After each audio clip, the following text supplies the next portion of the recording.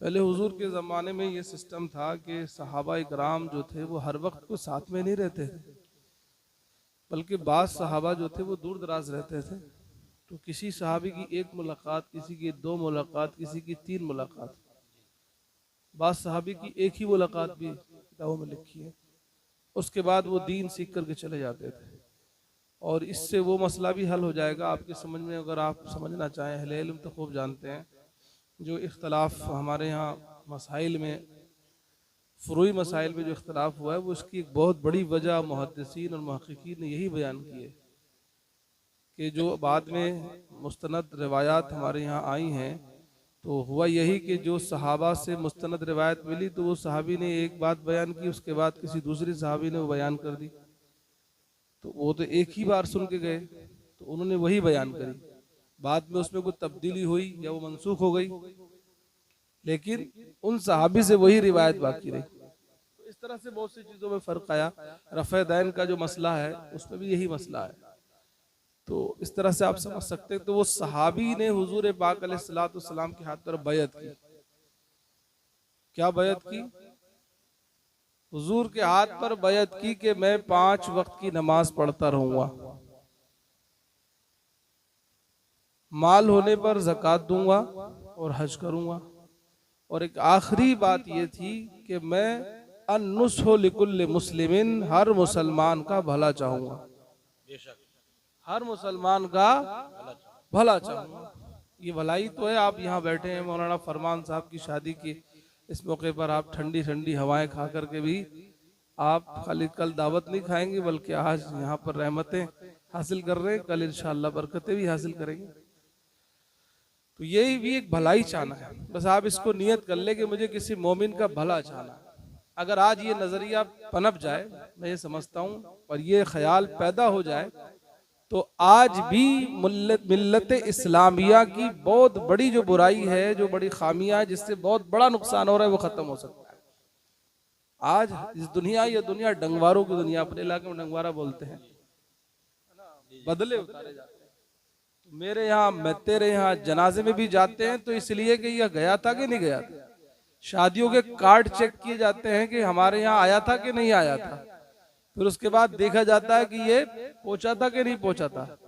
दुनिया इतनी बेभरोसा हो गई है कि वीडियोग्राफी भी इसीलिए कराई जा रही कि था कि नहीं था ये सब। लेकिन अल्लाह अकबर, मेरे नबी पाक अलैहिस्सलाम ने अपने सहाबा को ये तालीम दी कि सुनो, ये बात जहन नशीन कर लो कि दुनिया के लोग चाहे तुमसे दुनिया में बदला दें या ना दें, तुम्हें कुछ दे या ना दे, तुम्हें लोगों से फायदा मिले या ना मिले, तुम्हें लोगों से सपोर्ट मिले या ना मिले, कोई तुम्हारे काम आए या ना आए, तुम इस पर नजर न रखो कि कोई काम आएगा, तुम इस पर नजर रखो कि मेरा रब देखेगा, मेरा परवरदिगार मुझे अता करेगा। मैं तो एक मोमिन का भला चाहते हुए मैं दुनिया में ये काम कर रहा हूँ। जब तक कि मैं बाकी रहूंगा तब तक कि हर मुसलमान का भला चाहता रहूंगा। अन्नुस्हु लिकुल्लि मुस्लिमिन, हर मुसलमान का भला चाहूंगा। इस हदीस पाक की इतनी अगर वजाहत की जाए, आज मिल्लत को, मुआशरे को सुधारा जा सकता है। यही वजह थी, कैसी हमारे अकाबिर के अंदर थी। ख्वाजा गरीब नवाज, ख्वाजा हिंदुस्तान, सुल्तान उल हिंद, आपकी बारगाह में किसान जाता है और कहता, हुजूर शहंशाह वक्त, दिल्ली का ताजदार मेरा काम नहीं करता, मेरा टैक्स माफ नहीं करता, मेरी परेशानी है, मैं एक किसान आदमी हूं, क्या आप मेरा काम करा सकते हैं? क्या मेरी सिफारिश कर सकते हैं? क्या आप अजमेर छोड़ करके दिल्ली चल सकते हैं? किससे कह रहा है? जो इमाम तरीकत है, जो ख्वाजा खाजगा है, हजरत ख्वाजा गरीब नवाज से किसान गांव में काम करने वाला जाकर के ये रिक्वेस्ट कर देता है, जिसकी कोई पहचान नहीं, जिसकी कोई शनाख्त नहीं, जो कोई बहुत ज्यादा मालदार नहीं। ख्वाजा गरीब नवाज ने देखा कि ये मुझसे उम्मीद लेकर के आया है, ये मुझसे कुछ ताल्लुक लेकर के आया है। ख्वाजा हिंद ने कहा, अगर तू इसलिए आया है कि मेरे जरिए से तेरा काम बन सकता है, एक मुसलमान का काम मुझसे बन सकता है, तो तू जब कहे मैं पैदल चल करके दिल्ली तेरा काम करा दूंगा। तारीख में लिखा है सीरत ख्वाजा गरीब नवाज में कि हजरत ख्वाजा हिंदुस्तान ने दिल्ली से, वो दिल्ली के लिए आपने अज़्म सफर किया और आपने अजमेर से लेकर के दिल्ली तक का सफर किया। जब ख्वाजा साहब वहां से चले तो कोई ऐसे आम इंसान तो थे नहीं। जब पता चला कि ख्वाजा हिंद वहां से बादशाह के आ रहे, बादशाह को भी पता चल गया, तो बादशाह जो था हजरत ख्वाजा कुतुबुद्दीन बख्तियार काकी का मुरीद था और हजरत ख्वाजा कुतुबुद्दीन बख्तियार काकी रहमतुल्लाह अलैह उस वक्त दिल्ली के सबसे बड़े बुजुर्गों में शुमार होते थे और ख्वाजा गरीब नवाज के खलीफा अजल थे। जब उन्हें पता चला कि हमारे दादा पीर आ रहे हैं, बादशाह को पता चला कि मेरे दादा पीर आ रहे हैं, तो गया अपने पीर की बारगाह में कि हुजूर दादा पीर आ रहे हैं, किस काम के लिए आ रहे हैं? आपने फरमाया ये अल्लाह वाले हैं, ये अपने बताते नहीं है, जो चाहते हैं वो करते हैं, अगर आ रहे हैं तो आने दो। सरकार ख्वाजा गरीब नवाज तशरीफ लाते हैं दिल्ली और उसके बाद सीधे सराय में रुकते हैं और सीधे बादशाह के दरबार में उस किसान को लेकर के पहुंच जाते हैं और उससे कहते हैं कि भाई इसका जो काम है वो कर दो। बादशाह डरता है, कहता है हुजूर आप इतने से काम के लिए कोई भी आदमी भेज देते तो इसका काम हो जाता, आपको आने की जरूरत नहीं थी, मैं तो आपके गुलाम का गुलाम हूँ, मैं तो आपके गुलाम का गुलाम हूँ, आपके कह देने से आपकी आने की जरूरत नहीं, काम हो जाता। अल्लाह अकबर। ख्वाजा गरीब नवाज ने जो बात उस वक्त फरमाई थी आज के हर मुसलमान को जान लेने की जरूरत है। सरकार ख्वाजा गरीब नवाज ने फरमाया ये मैं वहां से किसी को भेज देता, कहलवा देता तो काम हो जाता, लेकिन इस मुसलमान का, इस किसान का दिल टूट जाता तो फिर दोबारा नहीं जुड़ता, क्योंकि ये मुझसे उम्मीद लेकर के आया था, ये मुझसे राबता रख करके इसे कुछ उम्मीद थी कि हिंदुस्तान का ख्वाजा मेरी मदद कर सकता है, तो मैं अपने भाई की मदद करने के लिए वहां से चला आया हूं। मैं इस बात की परवाह नहीं करता हूं कि कोई क्या कहेगा, मैं इस बात की परवाह करता हूं कि मुस्तफा की हदीस है, मेरे सरकार फरमाते हैं कि जब कोई किसी मोमिन की मदद करता है तो अल्लाह उसकी मदद फरमाता है। नारे तकबीर, नारे रिसालत, उलमाए अहले सुन्नत। ये बात तो आप सोचोगे मियां मौलाना आपने छोटा सा वाकया सुनाया, लेकिन इसके अंदर जो हिकमतें हैं वो बहुत अहम है। अब इसको दूसरी हदीस पाक से समझो।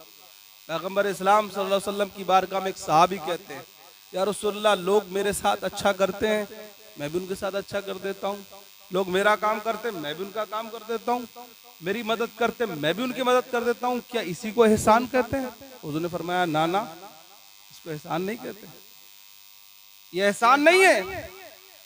सहाबी ने पूछा या रसूलल्लाह फिर एहसान किसे कहते हैं? किसी ने मेरे साथ भलाई की, मैंने उसके साथ भलाई की, किसी ने मेरे साथ अच्छा किया, मैंने उसके साथ अच्छा कर दिया, उसके बदले में उसको वैसा ही दे दिया। हुजूर ने फरमाया ये एहसान नहीं है।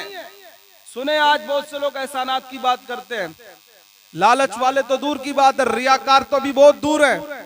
अभी पहले इसको समझे कि भलाई किसे कहते हैं, एहसान किस चीज का नाम है। हुजूर ने फरमाया किसी की भलाई के बदले में भलाई से बदला देना ये एहसान नहीं है, ये एहसान की डिफिनेशन नहीं है, ये एहसान का उपदेश नहीं है। कहा या रसूलल्लाह फिर एहसान किसे कहते हैं? तो इस कायनात के ताजदार ने फरमाया था आज इन हुरूफ, इन अल्फाज को हुरूफ जली से लिखा जाता है, ये पैगंबर इस्लाम की तालीमात है जिसको दुनिया देख करके हैरत में पड़ जाती है कि जो दुश्मनों के साथ भी ऐसी भलाई की तालीम देता है। हुजूर ने फरमाया मेरे सहाबी सुनो ये एहसान नहीं है। कहा या रसूलल्लाह एहसान क्या है? तो हुजूर फरमाते एहसान ये है जो तेरे साथ बुलाई के बदले, भलाई के बदले में बुराई करे, तू उसके साथ एहसान फरमा, तू उसके साथ अच्छा फरमा, तू उसकी बुराई का बदला भलाई से दे दे, इसको एहसान कहते हैं, इसको एहसान कहते हैं। और जो तुम बता रहे थे वो क्या था? वो मुकाफात अमल था। आज हम मुकाफात अमल पे चल रहे हैं, एहसानात पे नहीं चल रहे। मुकाफात अमल, तुमने हमारे साथ किया, हमने तुम्हारे साथ किया, तुम मेरा काम करवा रहे हो, मैं तुम्हारा काम करवा रहा हूँ। तो मेरे भाई आज मुसलमान इस पैटर्न पर आ गए, और पहले वो मुसलमान थे जो नेकी करके कुएं में डाल देते, वो मसल सुनी थी आपने, बड़े बड़े नेक काम करने के बाद भी बताते नहीं थे। आज का ये जदीद टेक्नोलॉजी का दौर आया है, आज दूसरे की पोस्ट चुरा करके भी फेसबुक पे लिख के अपने नाम से शाये कर देता है, समझता बहुत बड़ा तीर मार दिया। और हमारे अकाबिर ने बड़ी बड़ी किताबें लिख दी, नाम नहीं लिखा, जाहिर नहीं किया कि मैं मुसन्निफ हूँ, बड़ी बड़ी किताबें लिख दी। इमाम राजी को पढ़ो, कितनी कुरान की तफसीरें लिख डाली। आप पढ़े, कहीं भी उनके बहुत बड़ा इंट्रोडक्शन नहीं छपा होगा। और आज का 2-4 जमात का पढ़ने वाला तालिब इल्म भी बहुत कुछ लिख रहा, समझ रहा कि मैंने बहुत कुछ कर दिया है। दरअसल इनको पता नहीं है मकासद शरीयत क्या है, इनको पता नहीं कि दीन चाहता किया है। तुम चाहते हो चमकना, तुम चाहते हो दमकना, तुम चाहते हो कि थोड़ा करके ज्यादा पाले। ये अल्लाह वालों का रास्ता नहीं है। अल्लाह वालों का रास्ता ये है कि बहुत कुछ करने के बाद भी दुनिया वालों को कुछ पता ना चले, क्योंकि उसको पता चल गया तो सबको पता चल जाएगा। उसने इज्जत दे दी तो सबके यहाँ इज्जत मिल जाएगी, और अगर उसने इज्जत ना दी तो कहीं भी इज्जत नहीं मिल पाएगी। वो तो इज्जो मंतशा, वो तो जिल्लो मंतशा बियदिकल खैर। अल्लाह रब्बुल इज्जत खुद फरमाता है, जिसे वो चाहता है इज्जत देता है, जिसे वो चाहता है जिल्लत। तो इसलिए आप इन चक्करों मत पड़े कि कौन क्या देगा। आज भी हमारे यहाँ, पहले हमारे अकाबिर के यहाँ तरीके थे। हजरत सैयदना उमर बिन खत्ताब रज़ी अल्लाह, उनकी सीरत बताती है, आप रात को खाना खा के पेट भर के सोते नहीं थे। आपके खादिम कहते थे हुजूर खाना पेट भर के खा लें। कहा शर्म आती है, शर्म आती है। आज के हाकिमों को सुन लेना चाहिए, आज के प्रधानों को, आज के नेताओं को, आजकल के इख्तिदार के ख्वाहिश रखने वालों को पहले उमर बिन खत्ताब की तारीख पढ़ लेना चाहिए। ये वो उमर बिन खत्ताब है जिसने 22 लाख मुरब्बा मील पर इस्लाम की हुकूमत का झंडा लहराया है। जो इसने जुमला फरमाया था कि मैं पेट भर के इसलिए नहीं खाता हूं कि अगर इतनी बड़ी सल्तनत के अंदर कोई मुसलमान भूखा सो गया तो अल्लाह की बारगाह में उमर क्या जवाब देगा, अल्लाह की बारगाह में उमर क्या जवाब देगा। यही वो उमर फारूक आजम है कि जिसने दुनिया को सल्तनत करना सिखाया। कि एक मौके पर रातों को संतरियों का काम करते थे, करिया करिया, बस्ती बस्ती आप जा जा करके, गली गली जा जा करके चेक किया करते थे कि रात में क्या हो रहा है। अपनी हुकूमत की हिफाजत का इंतजाम ऐसे करते थे। एक मौके पर पहुंचते हैं, एक घर से देखते हैं कि गरीब एक औरत है जो अपने बच्चों को थपकिया दे रही है और कि बेटा सो जा, और एक हांडी के अंदर कुछ पका रही है, आग जला रही है। पूछने पर पता चला कि क्या है। दरवाजा खुलवाया तो कहा, हजरत उमर फारूक आजम से वो औरत अर्ज करती है, हुजूर बहुत देर से इस पानी को उबाल रही हूँ। कहा इसके अंदर क्या है? कहा हुजूर इसके अंदर कुछ नहीं है, पत्थर रखे हुए हैं और बस सिर्फ आग जलाती चली जा रही हूँ। कहा ऐसा क्यों कर रही हो? कहा हुजूर मैं बेवा हूँ, मेरा शोहर शहीद हो चुका है, मेरे पास जितना असासा था वो बेच करके खत्म हो गया है, आज कई दिन का फाका हो चुका है। मेरे बच्चे, मेरी बच्चियां खाना मांग मांग करके मुझसे मुतालबा करती हैं, मुझसे देखा नहीं जा रहा है। तो मैंने ये एक तदबीर सोची है कि काश के मेरे बच्चे भूख में सो जाएं और फिर सुबह हो तो मैं अल्लाह की बारगाह में दुआ गो हूं कि कोई अल्लाह रास्ता निकाल दे। हजरत उमर उसकी जिंदगी के इन अल्फाज को सुनते जा रहे हैं और आंखों से आंसू जारी होते चले जा रहे हैं। उसी वक्त अपना हुलिया बयां बदले हुए थे, जिक्र नहीं करते, बताते नहीं है कि मैं कौन हूं, मैं फला हूं। जैसे आजकल के बहुत से लोग हैं कि जरा सा कुछ बांटते नहीं, अभी सर्दी आ रही है, कंबल बांटेंगे, 10-20 फोटो खिंचवाएंगे, 2-4 फोटोग्राफर को साथ में रखेंगे। या आजकल के लोगों का हाल है। हजरत उमर अपने खादिम को साथ में लेते हैं, बैतुल माल जाते हैं, एक बोरी के अंदर पूरा राशन जमा करते हैं और अपने खादिम से कहते हैं रख दे उमर की पुश्त के ऊपर, रख दे उमर के कंधे के ऊपर। खादिम कहने लगता है, हाथ जोड़ के अर्ज करता है, हुजूर माफ कर दीजिए, मैं हूं खादिम, आप हैं आका, कहीं ऐसा ना हो रब की बारगाह मुझे हिसाब देना भारी पड़ जाए। कहते नहीं, सुन, कल कयामत के दिन इस बोझ का उठाने वाला कोई और नहीं होगा, वो उमर होगा, क्योंकि कल सबको अपना अपना हिसाब देना होगा। ये अल्लाह के रसूल की हदीस है, कुल्लुकुम राइन व कुल्लुकुम मसूलन अन रियायतिही। अल्लाह के रसूल ने फरमा दिया है कि तुम में से हर शख्स मसूल होगा, हर शख्स से अपनी रियाया के बारे में सवाल किया जाएगा। जो मुखिया है, जो जिम्मेदार है, जो ठेकेदार है, जो जितना बड़ा है, चाहे मस्जिद का इमाम है, चाहे वो महल्ले का कोई भी जिम्मेदार है, उसे अपनी हर जिम्मेदारी का जवाब देना पड़ेगा। हजरत उमर फरमाते रखो मेरी पीठ के ऊपर, बैतुल माल से उठाते हैं और उस गरीब के घर पे ला के रख देते हैं और उससे कहते हैं जरा अपने बच्चों को खाना खिला, बना और खाना बनवा करके खिलवाते हैं। जब बच्चे खाने लगते हैं और जब बच्चे हंसने लगते हैं तो हजरत उमर अल्लाह की बारगाह में अर्ज करते हैं, बोला मैंने अपना काम कर दिया है, अब तुझे तेरा काम है कि तू उमर को माफ फरमा दे। अल्लाह अकबर। ये उमर की सीरत बताती है। जब तारीख को इस तरह लिख दिया गया तो हिंदुस्तान में जब 1947 के अंदर 1947 के अंदर जब हिंदुस्तान की सेकुलर डेमोक्रेसी ने वजूद पाया, अंग्रेजों से हिंदुस्तान पाक हो जाता है और उसके बाद जब हिंदुस्तान की पहली पार्लियामेंट में अराकीन मिंबरान यहाँ हिंदुस्तान की पार्लियामेंट के अंदर जमा होते हैं तो हिंदुस्तान का मिस्टर गांधी वहां पर खड़ा होकर के पार्लियामेंट के अंदर स्पीच देता है, कहता बहुत बड़ी तकरीर नहीं करना चाहता, उसूल बताना चाहता हूं। हमारे पास आज सब कुछ है, हमारी हुकूमत है, हमारा सिलेबस है, हमारा कॉन्स्टिट्यूशन है, हमारा संविधान है, लेकिन मैं दो बातें बताना चाहता हूं और दो मिसालें देना चाहता हूं, वो सुन लो।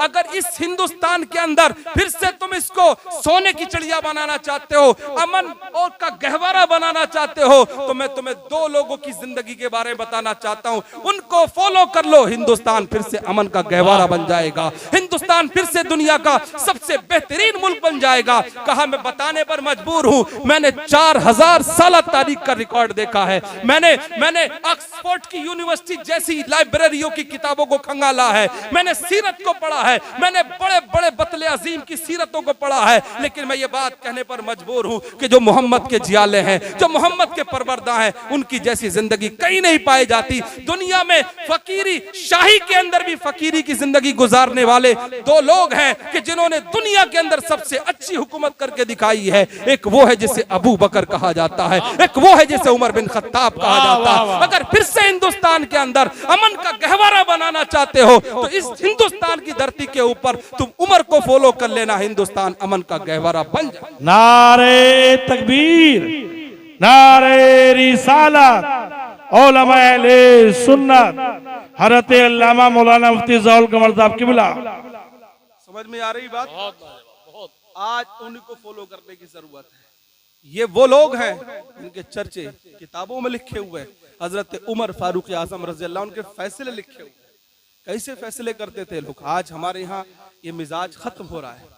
मैंने शुरुआत यहीं से की क्योंकि ये भला चाहते थे दूसरों का और इनके फैसले बड़े सटीक हुआ करते थे। हजरत उमर रज़ी अल्लाह।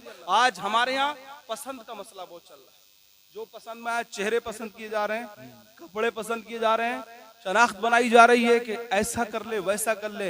हालांकि कुरान साफ लफ्जों में फरमाता है इन्नमल हयातुद दुनिया लइबुन व लहवुन व ज़ीनतुन व तफाखुरुन बैनकुम व तकासुरुन फिल अमवालि वल औलाद कमसली गैस। जबरदस्त कुरान पाक की आयत पूरी दुनिया की तर्जमानी कर रही है।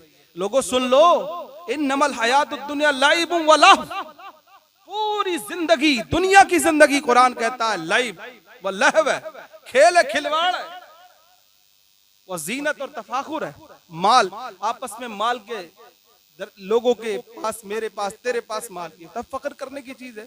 औलाद में माल में फख्र करने की चीज है। कुरान कह रहा है कमसल गैस। बस इतनी सी बात को समझाना चाहता हूँ कि इसकी मिसाल एक बादल की तरह है जो आकर के चला जाता है, बरस कर के खत्म हो जाता है। ये जो कुछ दुनिया का माल है ये सब खत्म हो जाता है, लेकिन बाकी रहता है। देख लें हजरत उमर फारूक आजम रजी अल्लाह तआला जब दुनिया से विसाल करके गए तो जानते हैं बहुत दौलत छोड़ के नहीं गए थे।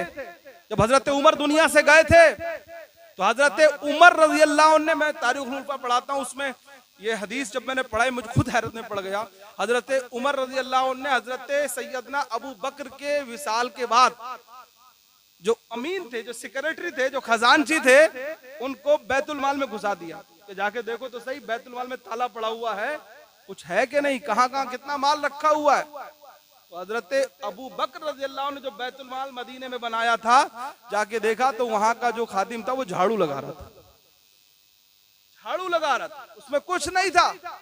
हजरत उमर रज़ी अल्लाह तआला, हजरत अबू बकर ने वक्त विसाल अपनी बेटी सैयदा आयशा रज़ी अल्लाह ने फरमाया था, रज़ी अल्लाह तआला अन्हा से फरमाया था कि मेरे पास ये एक प्याला है, एक कंबल है और ये एक सामान और बयान किया गया किताब में लिखा, ये इतना सामान है, ये भी जो मैंने इस्तेमाल किया है, अब मेरी अथॉरिटी खत्म हो गई है, मेरा दौर खिलाफत खत्म हो रहा है क्योंकि मेरा इंतकाल दुनिया से होने वाला है। मेरी बेटी जैसे ही मेरा इंतकाल हो जाए वैसे ही सारा सामान इस्लामी सल्तनत के बैतुल माल में पहुंचा देना, क्योंकि अब तुम्हारा हक इस पर नहीं है। जब तक तुम्हारा हक है, जब तक तुम्हारा बाप खलीफा है। हमारे यहाँ तो आजकल पट्टे करवा लेते हैं, समझे कि नहीं? ये मेरा है, चाहे वो मस्जिद का मुतवल्ली हो, चाहे वो मोहतमिम हो, चाहे वो कोई और हो, मनसबों पर होने के बाद में इन चीजों का हुकूकुल्लाह और हुकूकुल इबाद का फर्क करना बहुत मुश्किल मसला बन जाता है। ये वो लोग हैं कि जिन्होंने इन हकाइक को बयान किया। तो बात को लंबा नहीं करना चाहता, मैं बताना चाहता हूँ कि आज हमें फिर से इन अकाबिर की सीरतों को सामने रख करके अपनी जिंदगी को फिर से बेहतर बनाने की जरूरत है। हजरत सैयदना उमर फारूक आजम रज़ी अल्लाह अन्हु को पढ़ा कीजिए और बयान भी किया कीजिए, उनको सुना कीजिए। इनके वो फैसले, इनकी वो बातें जिन्होंने दुनिया में इनकलाब बपा कर दिया। हजरत उमर फारूक आजम रज़ी अल्लाह अन्हु की सीरत में एक वाकया और बयान किया जाता है जो मैं पसंद की बात कर रहा था कि आज हम पसंद करते हैं रिश्तों के लिए। शादी होने जा रही है माशाअल्लाह, मौलाना फरमान सल्लमहू की इनकी होने वाली जो मंसूब इनकी तरफ है वो भी आलिमा है। अल्लाह इसमें बरकत अता फरमाए, दोनों को खिदमत दीन की तौफीक अता फरमाए।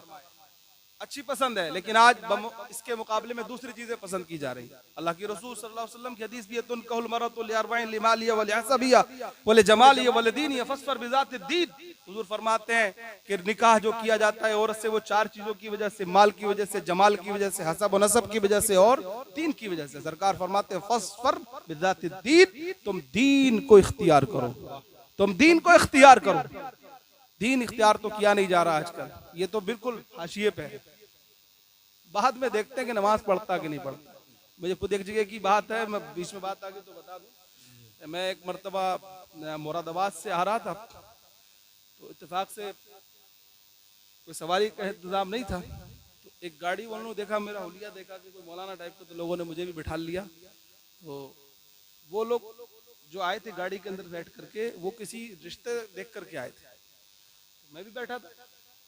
अब वो लोग पीछे बैठे तो वो बातें कर रहे थे कि इतनी बीघा जमीन है, ऐसा लड़का है, वैसा लड़का है, समझे कि इतना माल है, इतनी दुकानें हैं, इतना सामान है, ये सब उन्होंने सारा चर्चा कर लिया। बाद में एक ने कहा भी था कि हाँ थोड़ी बहुत कुछ गलत आदत है, बोले कोई बात नहीं, वो तो सही हो जाएंगे। मुझे हैरत हुई कि जिसके दीन ने ये बताया हो, जिसके पैगंबर ने ये बताया को पहले दीन देखो, वो सारी दुनिया देखी आए लेकिन दीन नहीं देखा।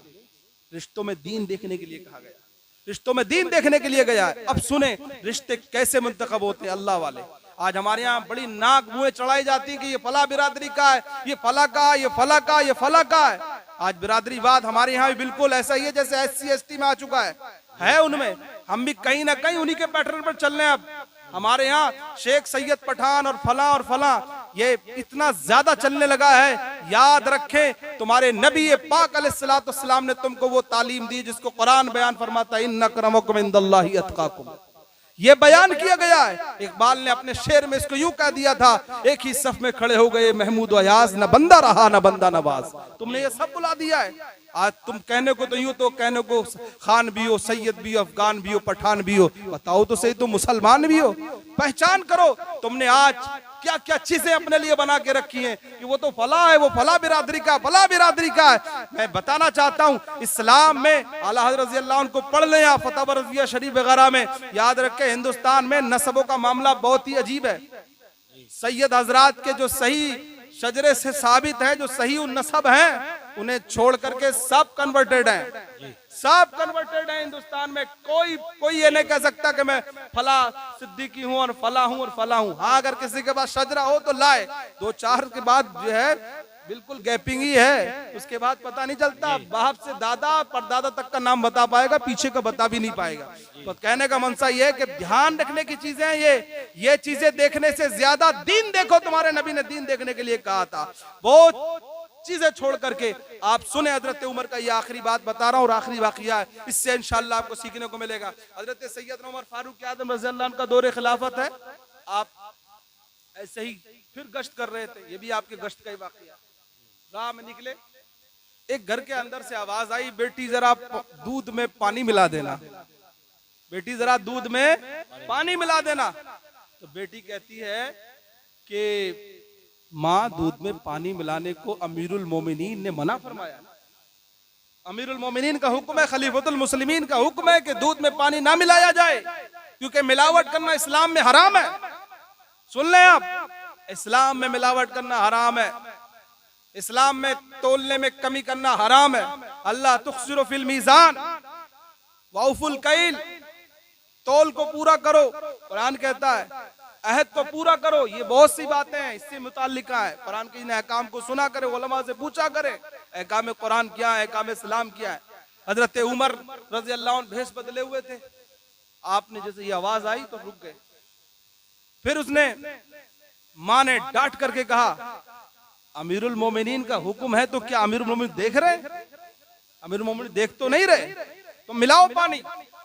बेटी कहती है, अम्मी जान, अमीरुल मोमिनीन नहीं देख रहे, लेकिन अल्लाह तो देख रहा है, अल्लाह तो देख रहा है। अब जब उसने ये बात कही तो माँ खामोश हो जाती है। दूसरा दिन आता है, मस्जिद नबवी शरीफ के अंदर अदालत फारूकी जमा हो जाती है, अदालत फारूकी लग जाती है। हजरत उमर ने उस घर की निशानदही कर ली थी, आपने फरमान भेजा कि उसको बुलाया जाए। बेटी और माँ दोनों को जमा किया जाता है। बुलाया गया, पर्दे के साथ हजरत उमर फारूक आजम रज़ी अल्लाह अन्हु ने, वो औरत क्योंकि दूध बेचा करती थी, तो उसने अपनी तरक्की के लिए और अपनी बढ़ोतरी के लिए ऐसा सोचा था। उसको इसके ख्याल में भी नहीं होगा, गरीब औरत थी, उसके ये ख्याल में भी नहीं होगा कि ऐसा हो सकता है।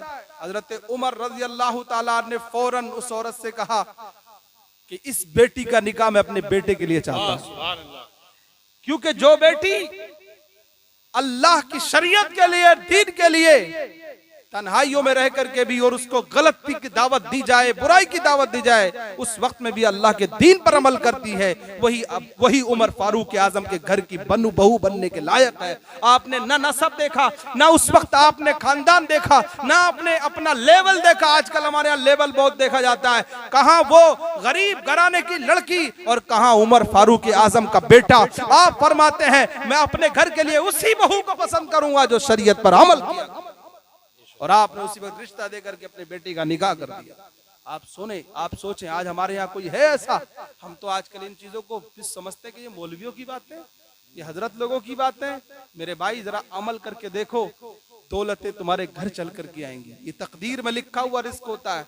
मुझे अभी एक मैं बड़े शर्मिंदगी के साथ ये बात कहना, मैं स्टेज पर कहना नहीं चाहता, लेकिन अगर इसमें शायद अल्लाह ताला कोई भलाई का रास्ता निकाल दे, मैं कह दूं कि कभी मुझे एक आलिम ने, परसों की बात है जब आप मैं आया था, मुझे एक आलिम ने, अपने ही इलाके के आलिम ने मुझे बताया कि हमारी कई बहनें हैं और हमारे इलाके में रिश्तों का मसला इतना खतरनाक हो गया है कि एक एक रिश्ते के लिए हमें 4 लाख 5 लाख रुपए का कैश का इंतजाम करना पड़ता है, और उसके बाद जाकर के हम शादी की हाँ कर पाते हैं। मेरी 3 बहनें हैं, मैं 12 लाख 13 लाख कहाँ से कर पाऊंगा? उसके बाद फिर मैं अपनी शादी का इंतजाम कर पाऊंगा। अल्लाह अकबर। मैंने सुना तो मुझे बहुत अफसोस हुआ। आप सोचें कि आज हमारा मुआशरा कहाँ चला गया। हम बेच रहे हैं, खरीदारियां कर रहे हैं। मैं ये नहीं जानता कि इस गांव में या फला जगह ऐसा होता है, लेकिन ये जहां भी हो रहा है बिल्कुल शरीयत के खिलाफ हो रहा है। ये एक सौदेबाजी है जो शरा के बिल्कुल खिलाफ है। बहाने बना करके चाहे जिस रास्ते से भी जो लेगा, वो याद रखें वो शरीयत के खिलाफ करेगा, क्योंकि ये एक किस्म का गरीब शख्स के ऊपर जबर है, जुल्म है, ज्यादती है। और मैं उलमाए किराम जो हमारे यहाँ बैठे हैं, मेरी गुजारिश है कि जहां जहां स्टेजों पर जाएं, इस तरह की बुराइयों की मजम्मत करें, क्योंकि हरकत में बरकत हुआ करती है। जब उलमाए किराम अपने स्टेजों से और अपने मिंबरों से बोलेंगे इंशाअल्लाह, तो उम्मीद कवी है कि ये बुराइयां खत्म होंगी इंशाअल्लाह, और इसकी शुरुआत की जाए। और ऐसे लोग जो करते हैं उन्हें बार बार टोका जाए, बार बार रोका जाए। इंशाअल्लाह अल्लाह ताला वो दिन लाएगा कि ये बुरी रस्में खत्म हो जाएंगी। ये जहेज और ये बुराइयां हमारे मुआशरे में जन्म ले रही है। अब आप सोचें ये ऐसे हालात हमारी कौम के बनते क्यों जा रहे हैं? क्योंकि जब से दुनिया और दौलत और ये सारी चीजें पैदा हो रही हैं। बहरहाल इस पर कंट्रोल करने की जरूरत है। जहां भी ऐसा होता हो उन्हें प्यार से समझाया जाए। निकाह होने के बाद, शादी होने के बाद बाप अपनी बेटी को जो चाहे वो दे दे, लेकिन शादी से पहले ये इस तरह के प्रेशर बनाना और माहौल बना करके वसूलियां करना, ये शरा के नुक्ते नजर से बिल्कुल गलत है, नाजायज है। इससे बचा जाए और बचाया जाए। हजरात गिरामी ये चीजें समझने की हैं। लोग सोचते हैं मौलवी लोग कह करके चले जाएंगे।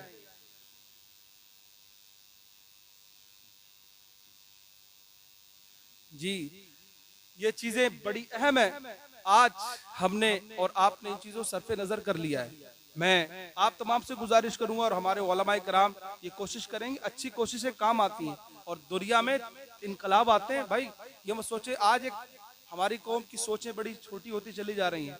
याद रखें, एक बड़ी मसल मशहूर है, छोटी सोच और पैर की मोच आगे नहीं बढ़ने देती है। मसल मशहूर है ना, अपने इलाके में ज्यादा दी जाती है। आप सोच को छोटा मत रखिए, बढ़ाइए आगे। मैं आपको बताना चाहता हूँ फ्रांस का एक वाकया। फ्रांस में एक नौजवान था।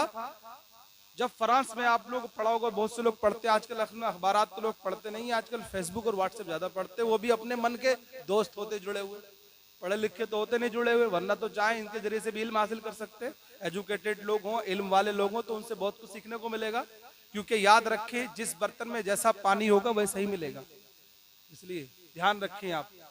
आप अगर सोशल वाले लड़के भी हैं, मेरा मशवरा उनसे कि आप वो उलमा जो सोशल का काम अच्छा कर रहे हैं सोशल मीडिया पर, आप उनसे जुड़िए, ताकि आप उनके जरिए से एक अच्छी सोच से जुड़ेंगे। आप उनसे मत जुड़िए जिन्हें खुद ही नहीं कुछ पता है कि क्या होता है दुनिया में, जिन्हें खुद ही कुछ नहीं, जिन्हें ये नहीं पता कि ये वीडियो जो जिसको शेयर कर रहे हैं या से 10 साल पहले का कि आज ही का है, जिन्हें ये नहीं पता है वो ले दबा दब उसको शेयर करते रहते हैं। ऐसे बहुत से वाकयात है जिन्हें कुछ पता ही नहीं है। तो मेरा कहने का मतलब ऐसे ही, ऐसे उलमा को फॉलो कीजिए, उनकी बातें सुनिए। फ्रांस के अंदर एक नौजवान जिस वक्त फ्रांस में पाबंदी लगी, मैं कहना चाहता हूँ कि बहुत से लोग अखबारात को नहीं पढ़ते, अखबारात के बारे में अभी भी पढ़े लिखे उलमा का कहना, मैं मशवरा नहीं दे रहा कि आप उनको बाज़ाब्ता जाके पढ़िए, बुराइयां देखिए उसमें, लेकिन आज भी जो एक इलाके की सारे मसाइल होते हैं उसमें जमा करके दिए जाते हैं।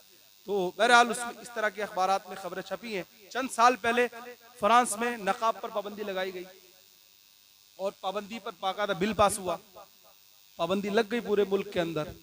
और जब पाबंदी लगी तो उसके बाद फिर कानून के जरिए से ये नाफिज किया गया कि अब कोई औरत, मुस्लिम औरत अगर नकाब पहन करके रोड पे आएगी तो उसको पेनल्टी देना पड़ेगी, पेनल्टी देना पड़ेगी। अब आप सोचिए कि कैसा वहां का माहौल होगा।